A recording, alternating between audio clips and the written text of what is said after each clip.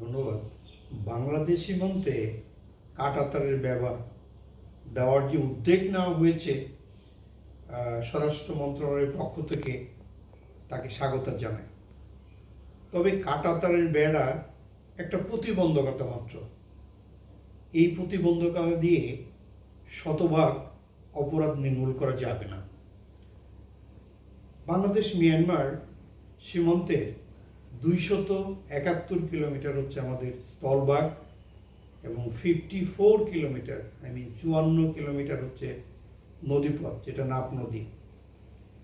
আবার এই স্থলভাগের জায়গাটা দুর্গম পাহাড়ি এলাকাও আছে। তো এখানে কাঁটাতারের বেড়া দিতে ফিনান্সিয়াল অনেক সাপোর্ট লাগবে, জিওগ্রাফিক্যাল অনেক চ্যালেঞ্জ হবে।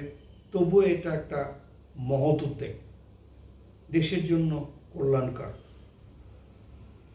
আমাদের সীমান্তে যে অপরাধগুলো হয়, যেমন সীমান্ত হত্যা, অবৈধ অনুপ্রবেশ, মাদক পাচার যেমন ইয়াবা, আইস, অস্ত্র চোরাচালান, নানাবিধ সমস্যা হচ্ছে।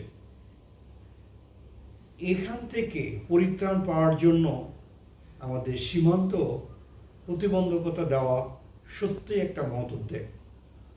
তবে এটার জন্য আমাদের ভৌগোলিক, অর্থনৈতিক কিছুটা চ্যালেঞ্জের মুখে পড়তে হবে।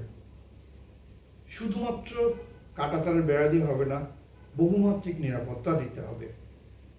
প্রথম হচ্ছে স্থানীয়দের সহযোগিতা ও গোয়েন্দা নজরদারি দিতে হবে। প্রত্যেকটা সীমান্তে এই চোরাচালানি বিজনেস থাকে, এই জন্য কিছুটা স্থানীয় জনগণ দায়ী, তা তাদের সার্বিক সহযোগিতা প্রয়োজন। বর্ডার গার্ড সার্ভেলেন্স অবশ্যই দিতে হবে, যেমন স্মার্ট বর্ডার গার্ড সার্ভেলেন্সে সিসিটিভি তো অবশ্যই লাগবে, নাইট ভিশন, গ্লাস ব্যবহার করতে হবে, থার্মাল ইমেজিং ব্যবহার করতে হবে, ড্রোন বা যেটা দূর থেকে ট্র্যাক করা যায় এই ধরনের আমাদের সার্ভেলেন্স সেট করতে হবে। বিওপিকে আরও অনেক পোস্ট এস্টাবলিশ করতে হবে, সিকিউরিটি এবং ডিউটি বাড়াতে হবে। দীর্ঘদিন পরে সরকারের এই উদ্যোগকে আমরা সাধুবাদ জানাই। আসুন প্রত্যেকটা সেক্টরে আমরা সার্বিক সহযোগিতা করে দেশটাকে অপরাধমুক্ত রাখি। ধন্যবাদ।